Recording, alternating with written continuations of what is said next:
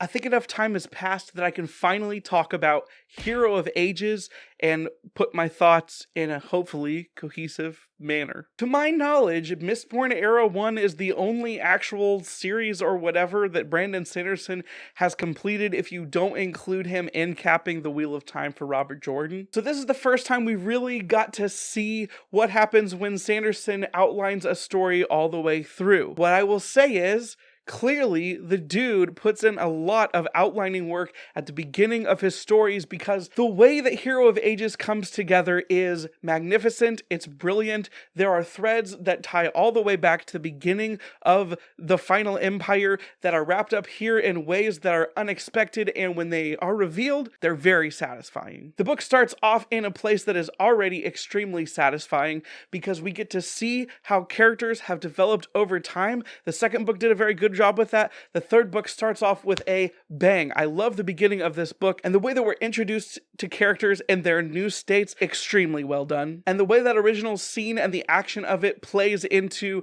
setting up the story for book 3, combined with the weird stuff that we got introduced at the end of book 2, I thought was excellent. Overall, Hero of Ages was much better paced than the Well of Ascension in my book. And as everything starts to unravel, and as we start to uncover more of the hidden elements and find out things that we were missing in our knowledge, everything falls together in a what I think is really awesome way. In Sanderson's books, I frequently think that the epigraphs are things that you really don't understand until you're rereading them, but the epigraphs in Hero of Ages are actually extremely relevant and sometimes tell you massively important parts of the story, and that actually helped me continue to be interested. At the end and beginning of every chapter, you're getting these major knowledge drops along with the character development and plot we're seeing unfold at regular time. Throughout the first 2 books, we've gotten to know these characters, and now seeing them in a situation that does not look good, it's extremely dire, but seeing them try to maintain some semblance of hope in the people around them is incredible. It feels extremely poignant, and while the second book introduced a little bit of a dark mystery, we get even more of that in Hero of Ages, which I was completely down for. Everything in the first book that we thought was so simple wasn't even close to being that simple. Everything is just compounded and expounded upon in a wonderful way, and by the end of this book, there's like major, significant, important things that probably pertain to the rest of the Cosmere happening. And oh, the ending. It's powerful.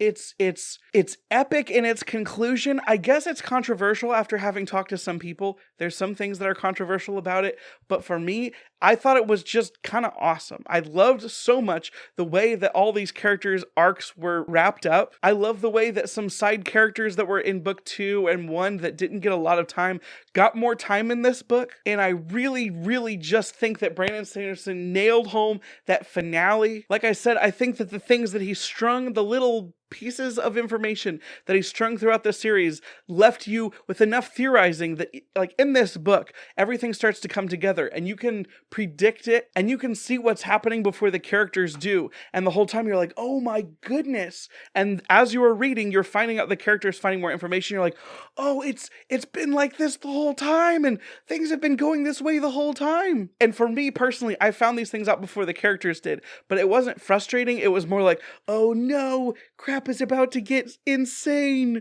And then it does. But like I said, I think the payoff is there. I think it's solid. I loved being able to see Brandon Sanderson actually finish something instead of just constantly having these half-done series. Looking at you, Stormlight Archive and Skyward and the Warbreaker book, and heck, even Elantris is supposed to get more someday. Though Warbreaker and Elantris obviously are a little more standalone. They are fine. But I can't emphasize enough just how much everything coming together at the end to weave into one ultimate series Sandolanche instead of just book Sanderlanche is so good. If you've been following my thoughts with this series and you wanted to see how it wrapped up in my eyes before you picked it up, first of all, there's lots of reviews out there. Thank you for watching mine. Second of all, heck yeah, I highly recommend it. 5 stars easy. If you have not read this series though, I want to talk about some spoilers / react a little bit with some of the crazy things that happen at the end of this. So thank you so much for watching. If you are only watching the spoiler-free portion of this video, I am going to go into spoilers. If you would like to watch more videos from me, please remember to hit that subscribe button. You can give the video a thumbs up if you liked it,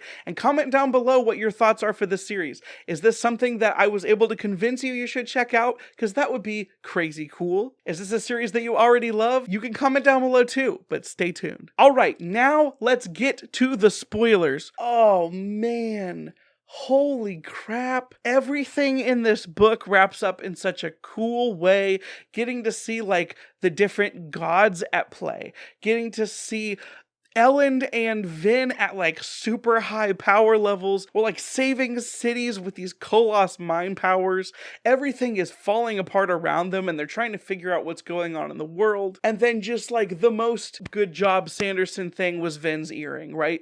Everything having to do with hemalurgy is dark and gross and crazy. The stuff going on with Marsh was extremely crazy. Like the mind control, him doing all these horrible things, but then us getting to understand hemalurgy through his eyes and the Epigraphs' eyes, realizing that Vin's earring is a problem way before the story did was important to me. I was like, oh no, she's definitely got a problem. And then you realize that a lot of the times the voice in her head that was her brother was actually Ruin. Oh, Sanderson, you nailed it. I loved it so much. We get to see dark journeys not only with Marsh, but with Sazed, and like I said, the world's falling apart.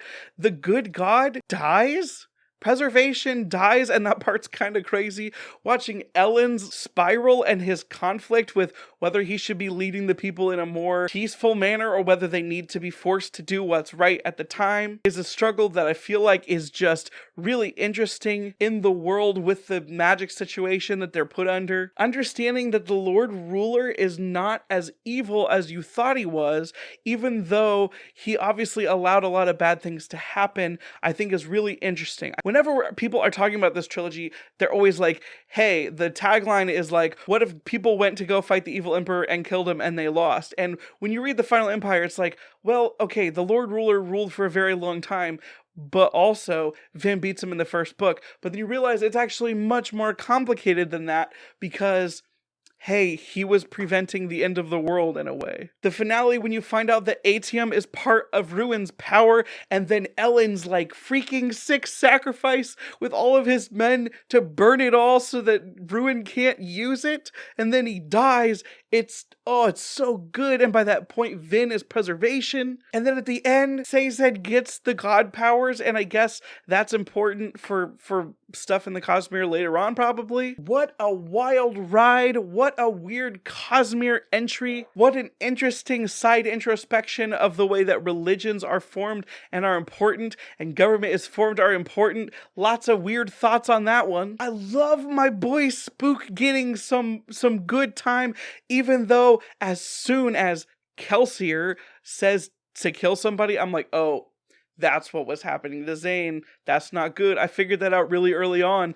I was like, oh, Spook, I love you so much, but you're doing the bad thing. I loved getting to spend more time with Spook. Just like the visual of him being this kind of hero of the people with the blindfold over his eyes. It's a little anime in a way. The thought was pretty good. A little bit more Kingdom Heartsy, maybe Warcrafty. And then the finale, the death, Elend and Vin lying dead together. I really wasn't expecting that. I expected side characters to die. I didn't expect the main characters to end up dead, but I mean, they accomplished their goals. I thought it was beautiful, a little bit bittersweet. It didn't make me cry or anything, but I thought it was awesome. I am so glad that so many people pushed me to read this series. While there are still a lot of things about the Stormlight Archive that I like better, I still think Mistborn is totally good in its own right in a way that, frankly, I thought people were overstating. And the way that all the plot threads come together at the end were not superficial. I didn't think that it was too cutesy. I thought it was kind of awesome. So if you're one of those people that was constantly telling me to read Mistborn, thank you so much. Good job. You win a special award in my book. And if you're one of those people, you may not be my dad, but you're my best friend. Bye. No one ever get enough. Always looking out tired, sleep. No one ever get enough. If it don't show up, I might get fired. Sleep. No one ever get enough. Always looking out tired, sleep. No one ever get enough. If I don't show up, I might get fired.